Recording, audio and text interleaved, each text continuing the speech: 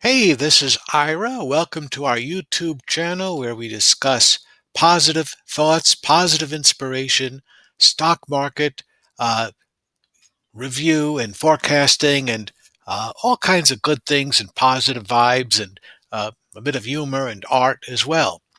We're going to begin with Orson Swett Marden's Every Man a King, a very positive, inspiring book in the public domain, published in the 1800s, I believe, or 1905. It's the latest. I'll have to check on that. As a matter of fact, I'll check on it right now. Uh, Every Man a King, 1906, published by Thomas Y. Crowell and Company. Every Man a King, and I'll be giving commentary from time to time. The language is a little archaic at times, but don't be bothered by that. His thoughts are very powerful. Orson Swett Marden, former president of Harvard University, founder of Success Magazine, advisor to presidents, best-selling author. He was like the Tony Robbins of his day at the turn of the century, at the end of the 1800s, beginning of the 1900s. Um, Anyhow, here we go. Every Man a King. Chapter 1, Steering Thought Prevents Life Wrecks. In other words, you should steer your thought in a positive direction. You're the captain of your own thoughts. And he begins quoting a poem by Ella Wheeler Wilcox. And I don't know how much of a poem it is, it's just a short few lines.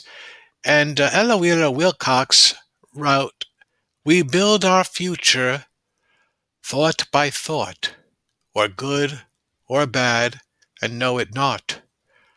Yet so the universe is wrought. Thought is another name for fate.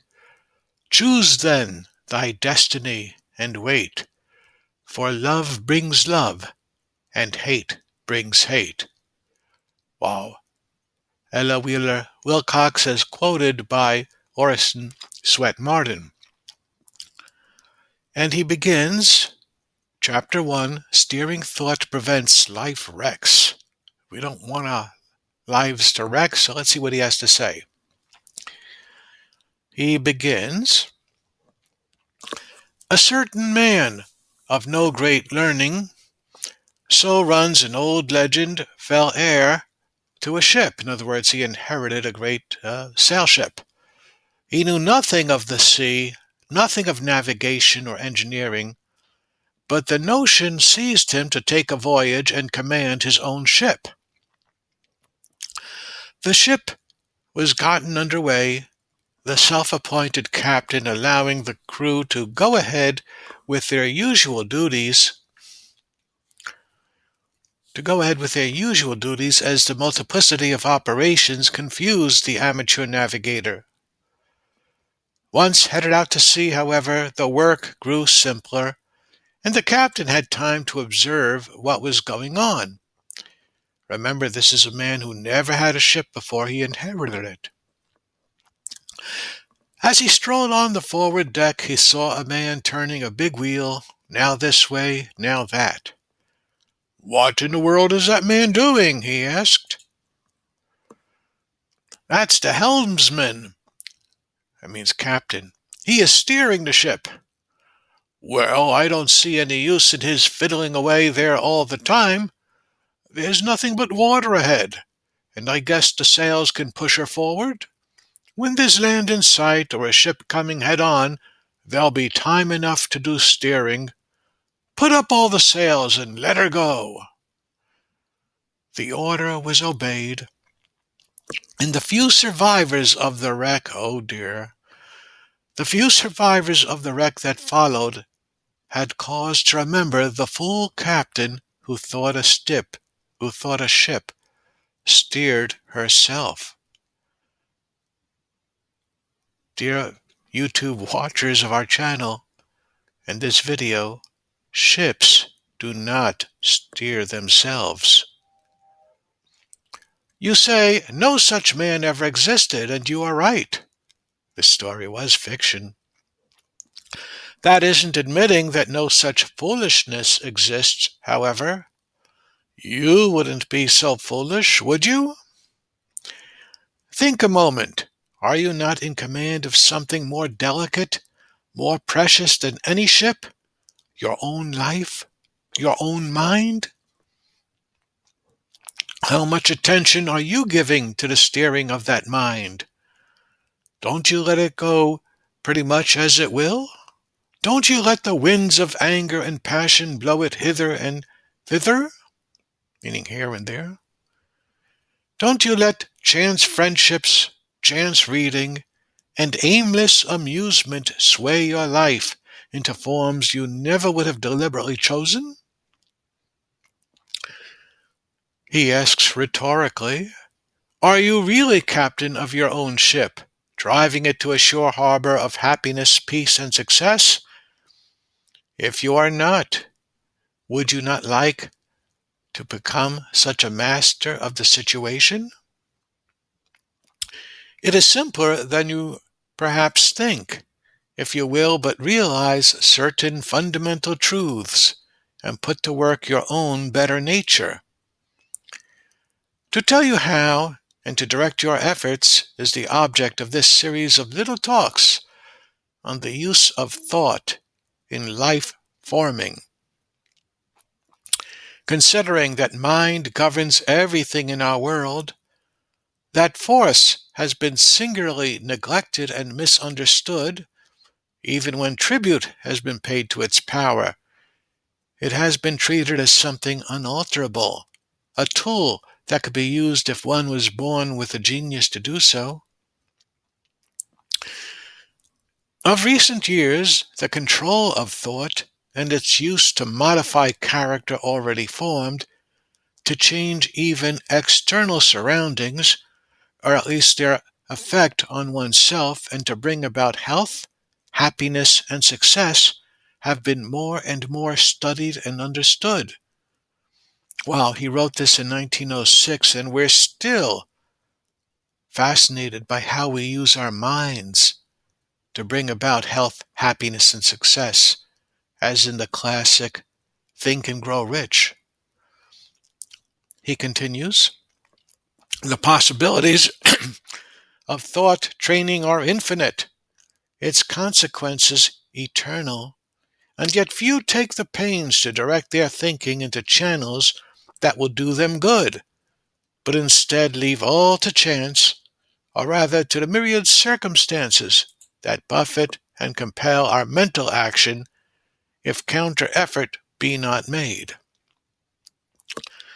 There can be no more important study, no higher duty to ourselves and those about us than this of thought control, of self-control, which results in self-development. Perhaps because thought in itself is intangible, and most of us really have so little control over it, there is an impression that direction of mind action is a difficult and abstruse affair, something that requires hard study, leisure, and book knowledge to accomplish. Nothing is further from the truth. Every person, however ignorant, however uncultured, and however busy, has within himself all that is needed and has all the time needful to remake his intellectual nature, his character, and practically his body and his life. Every person will have a different task, different problems to solve, and different results to aim at, but the process is practically the same, and the transformation is no more impossible than one for another. Okay, so in other words, we all have different problems, but it's the same process in using our thoughts, getting control over our thoughts to change our lives. I get it. The sculptor's chisel in the hands of a bungler may mar the loveliest statue. In the hands of a criminal, it may become a burglar's tool or a murderer's bludgeon.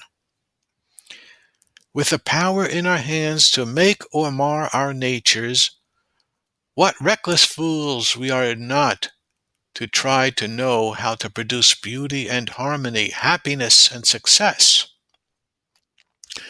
The sculptor dares not strike random blows while gazing away from the marble. With eyes steadfast, he makes every stroke count toward the final result. And that result he has fixed in his mind and in the model he has made after his ideas. We must do likewise in chiseling our characters, forming our environment, making our lives. We must know what we want, know we can get it, and set ourselves directly at the task, never relenting or relaxing in its performance. The difference between our thought and an ordinary tool is that we must do something with it. We cannot lay it down and say we shall strike no blow. We must think, and every thought is a blow that forges a part of our lives. Let us therefore resolutely determine to turn thought to good use, to the best use, and then stiffen our will to carry out that determination. However earnestly we may set about this important task, lifelong habits and set ways of thinking will make it difficult for adults. The great field for work in this direction of thought control is with the new generation. As M.E. Carter says, quote, "If parents and guardians would devote their energies to teaching the young under their care the lesson of thought control, instead of laying so much stress upon and enforcing obedience to external authority, the problem of upbringing the rising generation would be wonderfully simplified, and a much higher order of human beings would soon appear upon this planet. The child taught to hold right thoughts and to expel wrong ones by governing its own mental realm needs less and less external authority, and will grow up pure-minded and truthful because of having nothing to hide, nothing to repress. Mental control is the only self-control, and those who learned it early escape unhappiness and many hard experiences which darken the lives of those who fail to learn that greatest of all life's lessons.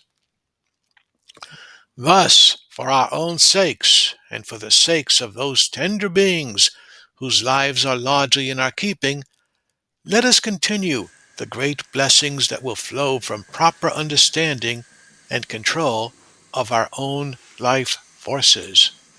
So let's go. Chapter 3, Thought Causes Health and Disease. And he begins with the quote, "It is the spirit that maketh alive. The flesh profiteth nothing." And he continues, "Every volition and thought of man," the word volition means will, "every volition and thought of man is inscribed on his brain. For volition and thoughts have their beginnings in the brain, whence they are conveyed to the bodily members wherein they terminate. Whatever, therefore, is in the mind is in the brain, and from the brain in the body, according to the order of its parts. Thus, a man writes his life in his physique, and thus the angels discover his autobiography in his structure." That quote was from Swedenborg, as quoted by Orson Swett Marden. And Marden continues, "It is not necessary to appeal to scientific experiments alone to prove the control of the mind over health and disease. Everyday experience gives ample demonstration. Striking and interesting incidents by the hundred have been collected and published by physicians, but a few will suffice. We are so accustomed to the deadly effects of certain kinds and degrees of thought that we do not think what it is that causes illness and death. Someone dies of shock. What does that mean? Simply that some sudden and powerful thought has so deranged the bodily mechanism that it has stopped. Fright, that is, a thought of fear, stopped the heart's action. Excitement set it beating so hard that a blood vessel burst in the head. Sudden joy caused a rush of blood to the brain that ruptured the delicate membranes. A loved one died, and the thought of grief prevented nutrition, repair of waste, and the performance of other bodily functions dependent on normal mental condition, and the person pined away and died from some disease the enfeebled body could not resist, or from no disease at all, but the sick and mourning, grieving thought. Recently, a trolley wire in London broke and fell into the street with sputtering fire. A young lady, seemingly as well as anyone, was about to board a car, but on seeing the accident, fell dead. Nothing had touched her. She had suffered no harm. She simply thought she was in danger, and thought so intensely that something gave way and separated her spirit from her body. A mind more composed, less easily startled, would have saved her life. A beautiful young lady was struck in the face by a golf stick. It broke her jaw, but that was healed in a few weeks. However, a scar was left that marred her beauty. The idea of disfigurement so preyed upon her mind that she shrank from meeting people, and melancholia became habitual. That means depression. She was always depressed. A trip to Europe, expensive treatment by specialists did no good. The idea that she was marred and scarred took all joy from her life, all strength from her body. She soon could not leave her bed. Yet no physician was able to find any organic disease. Very silly, no doubt, but it illustrates that what disease thought can do in overcoming perfectly healthy bodily functions. Had she been able to dismiss the idea she brooded over, her health would have been restored. Fright and grief have often blanched human hair in a few hours or a few days and made the hair turn white. Ludwig of Bavaria, Marie Antoinette, Charles I of England, and the Duke of Brunswick are historical examples. And every little while modern instances occur.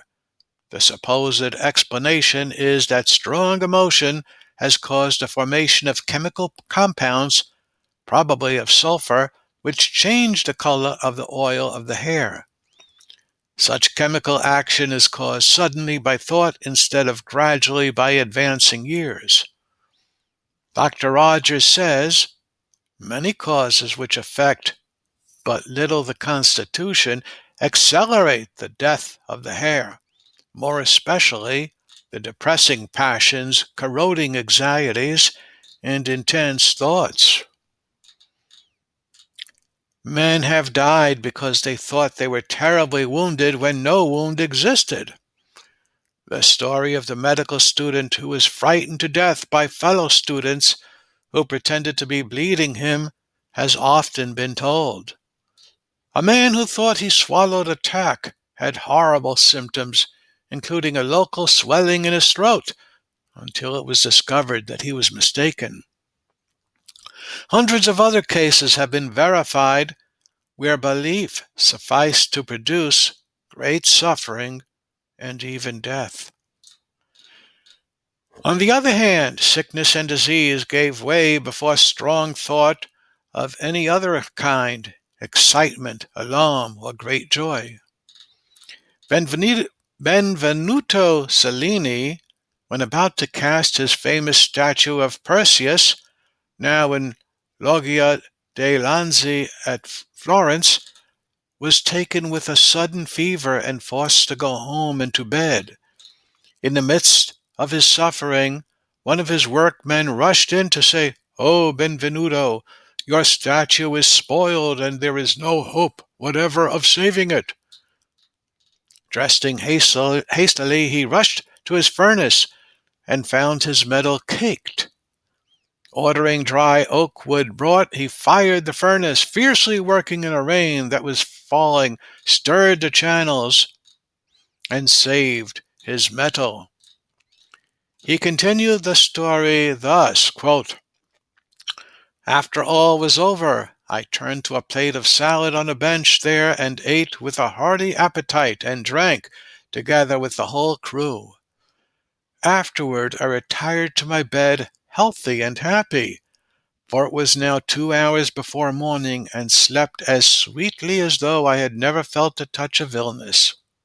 Whoa. His overpowering idea of saving his statue not only drove the idea of illness from his mind, but also drove away the physical condition and left him well. It's related of Muley Molouk, the Moorish leader, that when lying ill, almost worn out by incurable disease, a battle took place between his troops and the Portuguese, when, starting from his litter at the great crisis of the fight, he rallied his army, led them to victory, and then instantly sank exhausted and expired. The biographer of Dr. Elisha Kane says, quote, "I asked him for the best proved instance that he knew of the soul's power over the body.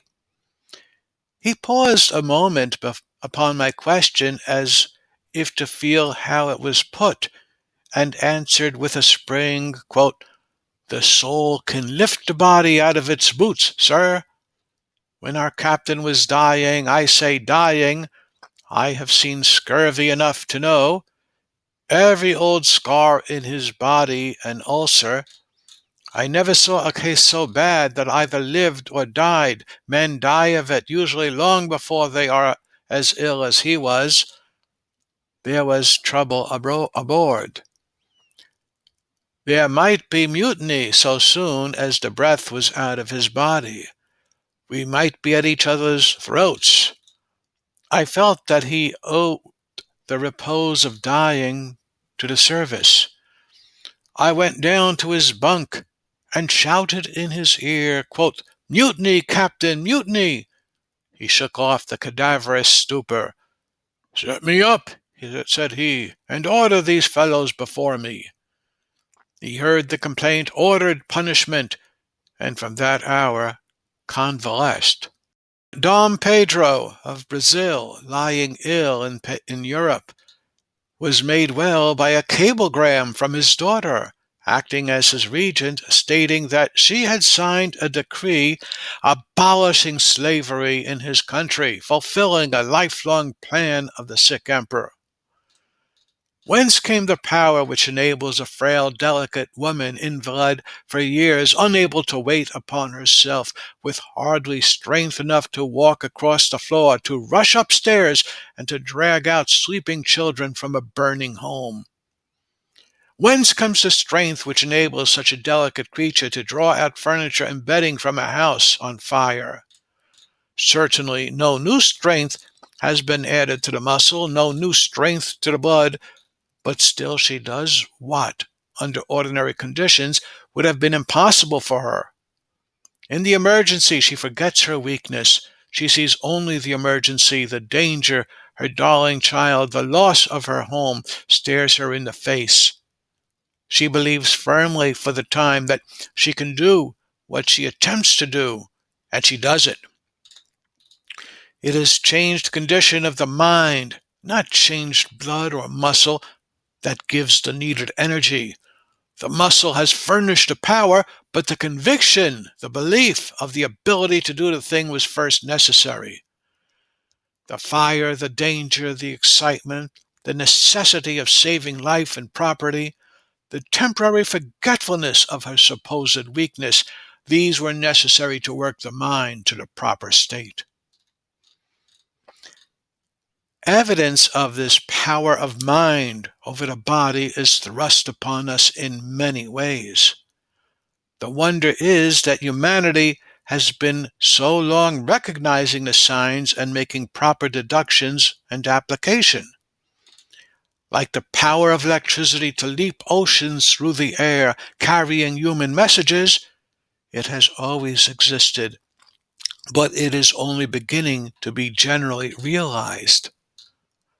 The part played by the mind in the curing of disease is recognized by physicians, and whole books have been written giving instances where the mind has done more than medicine or surgery. One of the highest medical authorities, Dr. William Osler, summoned by King Edward VII from Johns Hopkins University to be Regius Professor of Medicine at Oxford University, says in the Encyclopedia Americana, quote, "The physical method has always played an important, though largely unrecognized, part in therapeutics." Excuse me, he said. The psychical method has always played an important, though largely unrecognized part in therapeutics. In other words, the mind and thought. He continues, "It is from faith, which buoys up the spirits, sets the blood flowing more freely, and the nerves playing their part without disturbance, that a large part of all cure arises. Despondency or lack of faith will often sink the stoutest constitution almost to death's door. Faith will enable a spoonful of water or a bread pill to do almost miracles of healing when the best medicines have been given over in despair. The basis of the entire profession of medicine is faith in the doctor, his drugs, and his methods." Similarly, Dr. Smith Eli Jelliffe of Columbia University says in the same encyclopedia, quote, "Unquestionably, the oldest and yet youngest therapeutic agent is suggestion, the power of suggestion.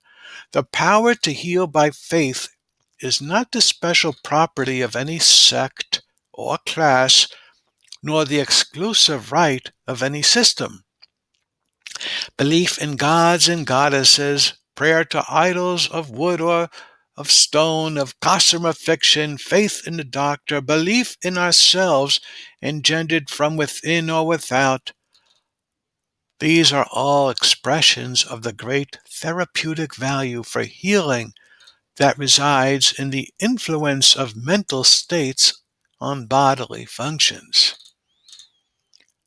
These will not move mountains, they cannot cure consumption, they do not influence a broken leg nor an organic paralysis, but the power of suggestion in its various forms may be and is one of the strongest aids to all therapeutic measures. Of its abuse by designing hypnotists, blackmailers, clairvoyants, and a motley crew of parasites, space does not permit particularization.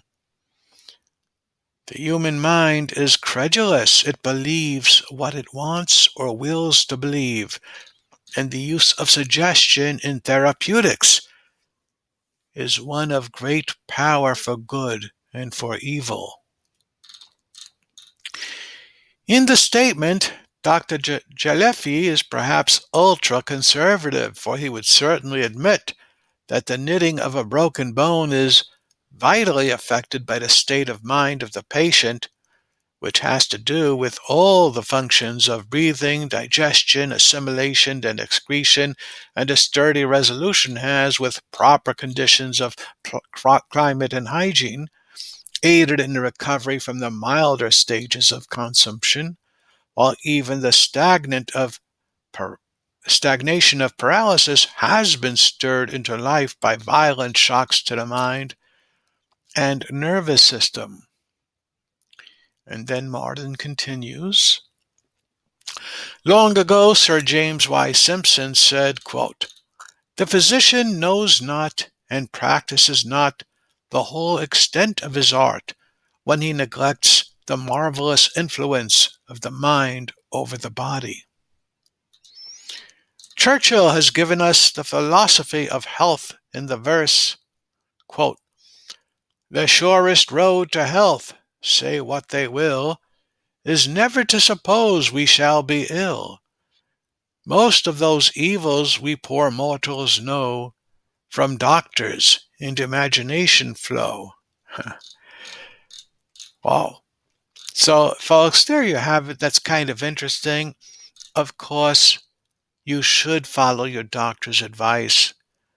Of course, you should seek medical attention from licensed doctors and physicians and specialists, but it doesn't hurt to understand that belief and faith and having positive thoughts like chicken soup may not hurt and may help. Who knows? And that's chapter 3, Every Man a King. And this is now chapter 4, Our Worst Enemy is Fear, by Orson Swett Marden, from Every Man a King, Might in Mind Mastery, written in 1906. You're at the channel Stock Market Fever, a place to get inspiration about stock market ideas and also about life and motivation, inspiration, art, humor, whatever you like. Chapter 4, Our Worst Enemy is Fear. And Orson Swett Marden begins with a quote from Shakespeare's Measure for Measure. "Our doubts are traitors, and make us lose the good we often might win by fearing to attempt." Perhaps that's true as we consider business ventures. Perhaps that's true as we consider stock market investments or speculation. Perhaps that's true. Our doubts are traitors, and make us lose the good we oft might win by fearing to attempt. Think about it. And Marden writes, "Thought's most deadly instrument for marring human lives is fear. Fear demoralizes character, destroys ambition, induces or causes disease, paralyzes happiness in self and others, and prevents achievement. It has not one redeeming quality. It is all evil. Physiologists now well know that it impoverishes the blood by demoralizing assimilation and cutting off nutrition. It lowers mental and physical vitality, deadens every element of success. Fear, is fatal to the happiness of youth and is the most terrible accompaniment of old age. Buoyancy flees before its terrifying glance, and cheerfulness cannot dwell in the same house with it." Quote, "The most extensive of all the morbid mental conditions which reflect themselves so disastrously on the human system is the state of fear," says Dr. William H. Holcomb. Dr. Holcomb continues, "It has many degrees or gradations, from the state of extreme alarm, fright, or terror, down to the slightest shade of apprehension of impending evil. But all along the line it is the same thing, a paralyzing impression upon the centers of life which can produce, through the agency of the nervous system, a vast variety of morbid symptoms in every tissue of the body." And in another quote about fear, Marden quotes Horace Fletcher saying, "Fear is like carbonic acid gas pumped into one's atmosphere. It causes mental, moral, and spiritual asphyxiation, and sometimes death. Death to energy, death to tissue, and death to all growth." And then Marden continues, Yet from our birth we live in the presence and under the dominion of this demon fear. The child is cautioned 1,000 times a year to look out for this and to look out for that. It may get poisoned, it may get bitten, it may get killed. Something terrible may happen to it if it does not do so and so. Men and women cannot bear the sight of some harmless animal or insect because, as children, they were told it would hurt them. One of the cruelest things imaginable is to impress into a child's plastic mind the terrible image of fear, which, like the letters cut upon a sapling, grows wider and deeper with age. The baleful shadows of such blasting and blighting pictures will hang over the whole life and shut out the bright sun of joy and happiness. An Australian writer says, quote, "One of the worst misfortunes which can possibly happen to a growing child is to have a mother who is perpetually tormented by nervous fears. If a mother gives way to fears, morbid, minute, and all-pervading, she will inevitably make the environment for her child one of increasing dread and timidity." The background of fear is the habit or instinct of anticipating the worst. The mother who never makes a move or allows her children to make a move without conjuring up a myriad of malign possibilities embitters the cup of life with a slow-acting poison.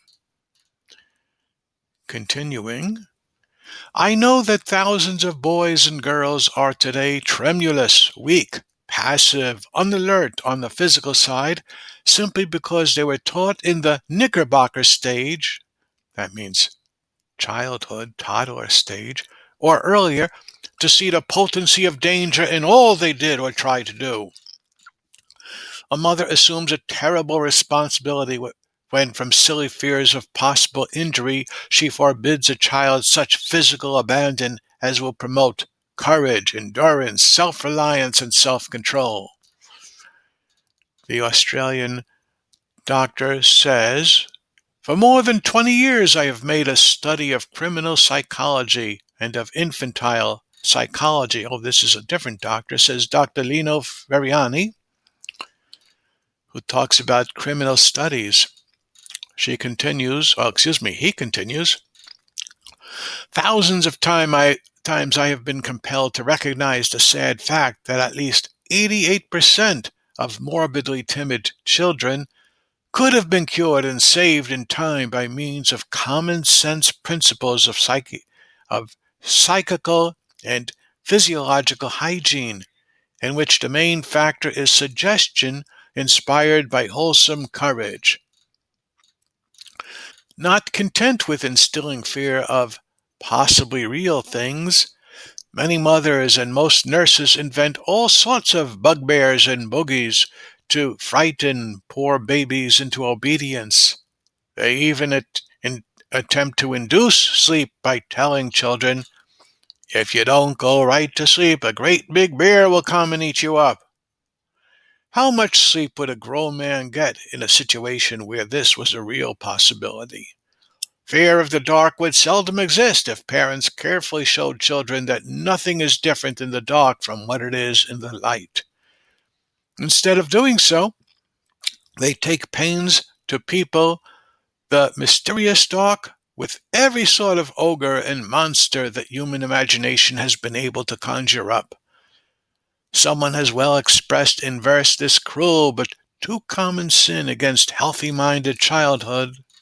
Quote, "He who checks a child with terror, stops its play and stills its song, not alone commits an error, but a grievous moral wrong." Mothers waste much energy in worrying about their children.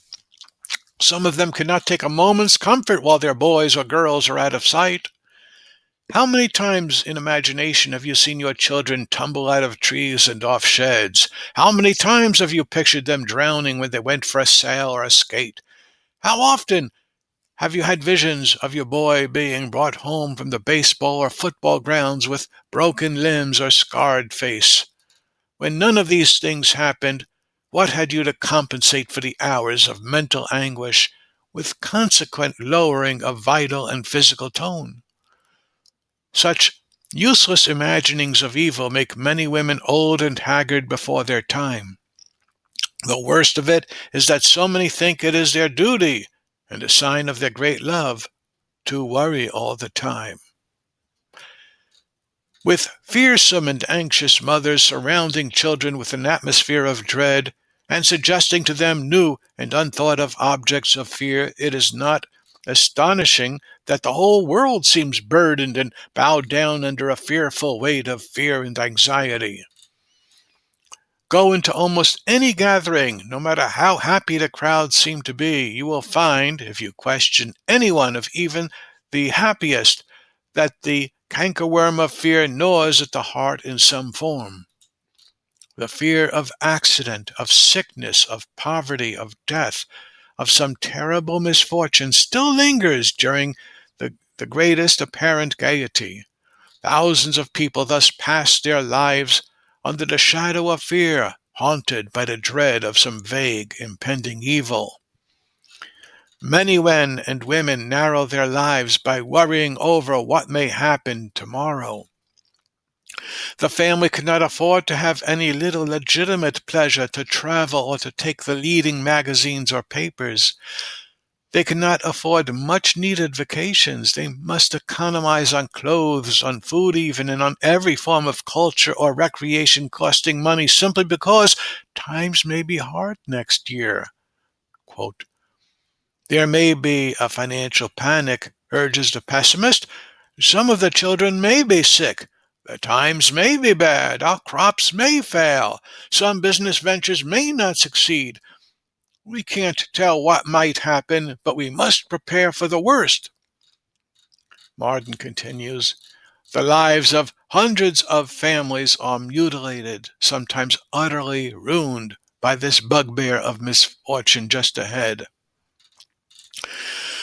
One of the worst features of this parsimonious, anxious, untrustful way of living is that it stunts the development of young lives and throws its dark shadow over the future as well as the present. A girl or boy, for instance, should go to college this year. Time flies quickly, and almost before they realize it, they will be too old to go. But the father and mother assure themselves that they cannot afford any extra expense this year. The children must wait a little longer, and every year it is the same. They must wait a little longer. How many men and women are handicapped in their life work, robbed of their possibilities because lacking an education which parents, in anticipation of reverses that never came, postponed until too late. No one should discourage proper economy and frugality, but this gloomy fear that, quote, something may happen, this postponing enjoyment, education, culture, travel, books, innocent pleasures of every kind, until the sensibilities become hardened, until the aesthetic faculties are dead, is a disease of narrow, untrustful souls, which every sane person should combat. Think of the millions of human creatures that God has made and placed on this glad earth, endowed with every faculty possible to enable them to enjoy life, wasting precious years in worrying and fretting lest something may happen. How pitiful are the anxious, wrinkled faces, the gray hairs, the unhappy expressions of those who worry about possible misfortunes. Not one wrinkle in 1,000, not one gray hair in 1,000,000 has been produced by actual ills. The things which turn hair gray and plough fair faces with cruel furrows, which rob the step of elasticity and take the buoyancy from life, are bridges that never were crossed, misfortunes that never came. The sorrows and trials which actually come to us, except in rare instances, trifling compared with the things about which we worry, but which never come to pass. What a waste of energy and human life is involved in this pernicious habit of anticipating evil. Think of the amount of work you could have accomplished by the mental and physical force you have expended in fearing what might happen, but which did not. Think of the wasted hours in which you planned what you would do if misfortune should come. If we could only rid ourselves of imaginary troubles, our lives would be infinitely happier and healthier. Thus, one of the greatest tasks in character building is to eliminate, to uproot, to wipe out completely the baleful effects of fear in all its varieties of manifestation. No one can lead a naturally healthy, sunny, helpful, harmonious life while living in a fear environment. No one can hope to be entirely happy and successful without the destruction, the eradication of the fear germs. Were this done, the world would be gloriously changed for the better. It is the duty of every individual to conquer this common enemy in his own mind and to do all he can to wrest other people, especially the young, from the dominion of this phantom monster. Happily, thinkers and investigators have proven that this may be done, and it is a glorious prophecy that coming generations will be taught to banish all fear, to march clear-eyed and confident toward the goal of perfect happiness. In setting about the overcoming of fear, we must first understand what it is we fear. It is always something that has not yet happened. That is, it is non-existent. Trouble is in an imaginary something that we think of and which frightens us with its possibility. That's where the trouble is. Suppose you are afraid of yellow fever, that is, I think that's what they called malaria back in the day. You are afraid of suffering caused by the disease, and especially of its probable fatal termination. As long as you have not the fever, it does not exist for you. If you have it, it has not killed you yet, and it may not do so. The most that can actually exist for you at any one time is pain and physical weakness. A state of terror aggravates every disagreeable feature of the illness and makes a fatal issue almost certain. It is because this disease is so feared that it is so often fatal, and even its contagion seems to be governed very largely by the fear people have of it, in spite of germs and microscopic proofs of their part in the development of the disease. That is, the germs do not often affect a normal, healthy, fearless person. Now, here I'm going to take issue with Dr. Marden. I don't think he knows what he's talking about.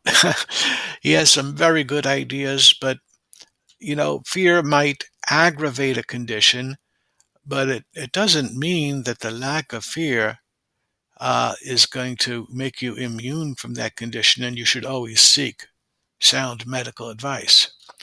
But let's see where he goes with this. He continues, during a yellow fever epidemic at New Orleans in the days before all the doctors had agreed that the disease is contagious, a young northern teacher arrived at Natchez, Mississippi in a high fever. Dr. Samuel Cartwright was called. The next morning he, according to Dr. William H. Holcomb, called the officers of the hotel and all the regular boarders into the parlor and made them a speech something like this, quote, "This young lady has yellow fever. It is not contagious. None of you will take it from her, and if you will follow my advice, you will save this town from a panic, and a panic is the hotbed of an epidemic. Say nothing about the case. Ignore it absolutely. Let the ladies of the house help nurse her, and take flowers and delicacies to her, and act altogether as if it were some everyday affair unattended by danger. It will save her life, and perhaps in the long run, many others. But you know, stock market fever community, And I have an issue here, and that issue is during the COVID crisis. Yeah, it makes sense not to panic about things, but we really do need to be cautious. We really should look at taking the vaccines and following the advice of doctors and health experts and government officials. It is contagious, and it can be deadly, and many people have died of it. So, Dr. Marden, when he wrote of this, could not anticipate there would be plenty of instances where not fear, but extreme precaution is wise. And there'll be times in the stock market when extreme precaution is wise, but you need to have the wisdom to know when to be extremely cautious to the point of paralysis and when you should take a calculated risk in the stock market and in life.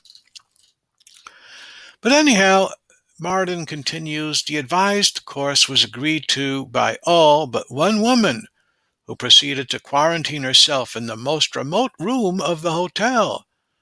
The young teacher got well, and no one in the house except this terror-stricken woman took yellow fever.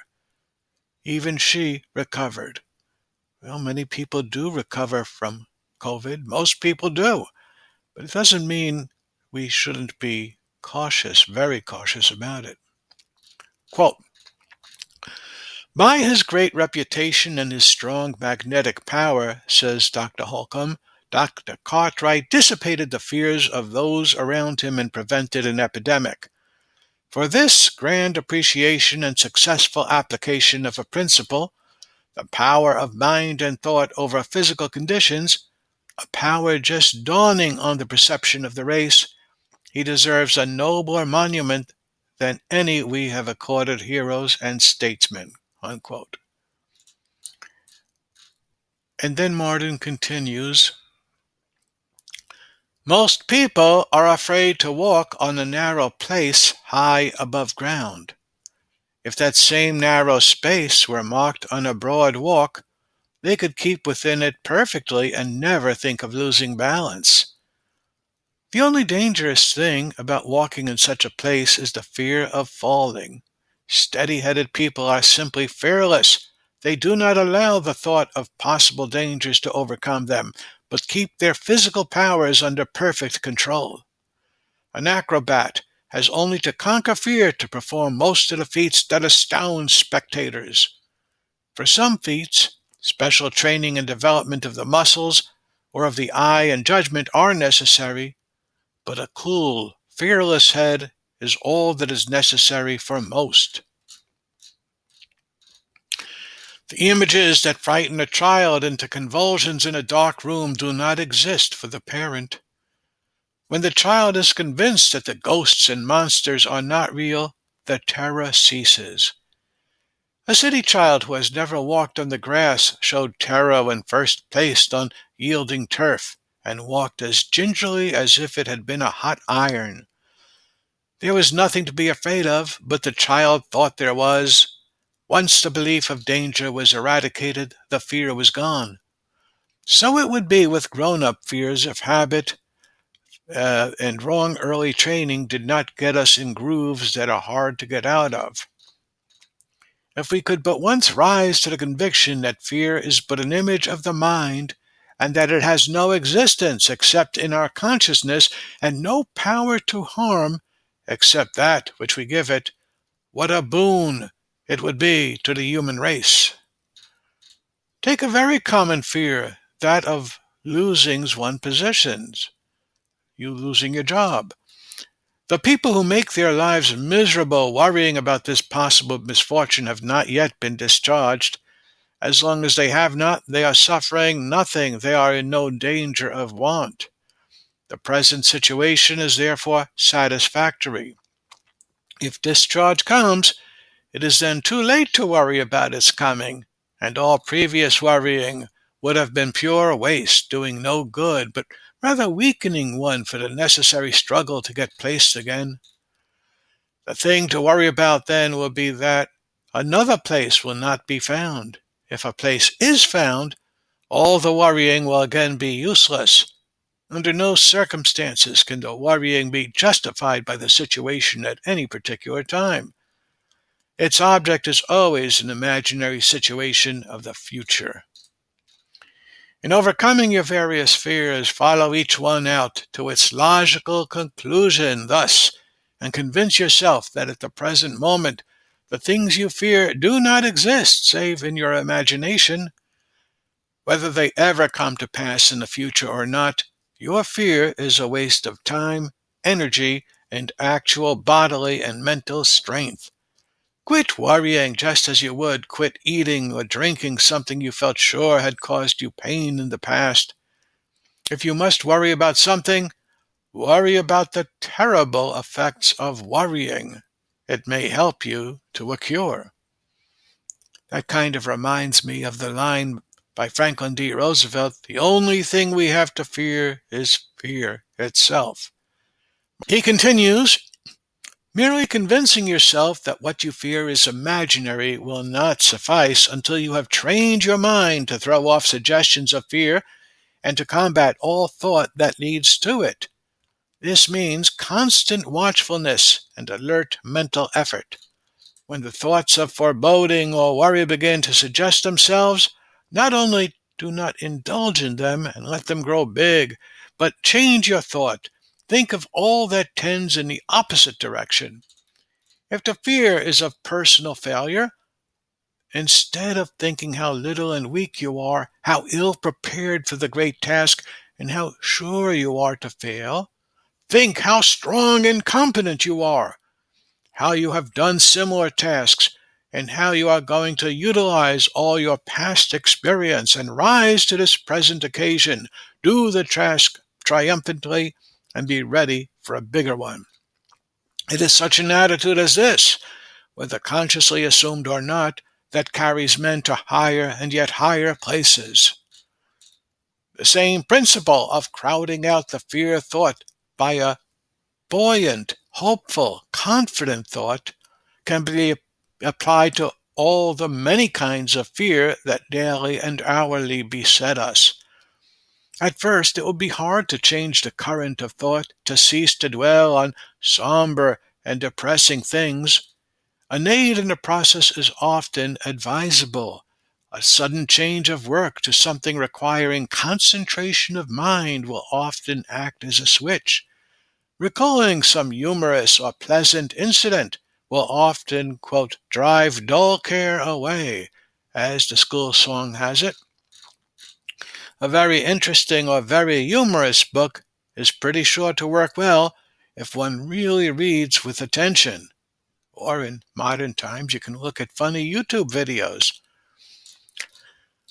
In the last analysis, all fear resolves itself into fear of death, and writers on the means of getting rid of fear dwell especially on this basic form. Death will perhaps always be a mystery, but whatever view of it be taken, a logical analysis will remove the terror of it, especially that form which makes lifeless human flesh a repulsive and terrible object. Familiarity with the thing feared is always advisable, and frequently is quite sufficient. We know this to be true with horses and have only to apply the matter to our own foolish fears. In other words, get used to the thing you're afraid of. That's kind of like cognitive behavior exposure therapy. Exposure therapy, they call that in modern psychology.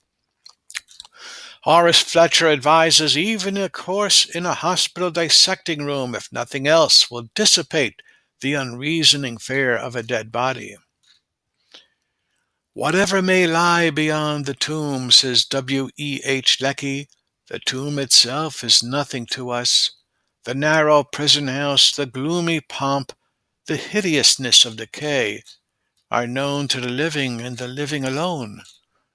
By a too common illusion of the imagination, men picture themselves as consciously dead, going through the process of corruption and aware of it, imprisoned with a knowledge of the fact in the most hideous of dungeons.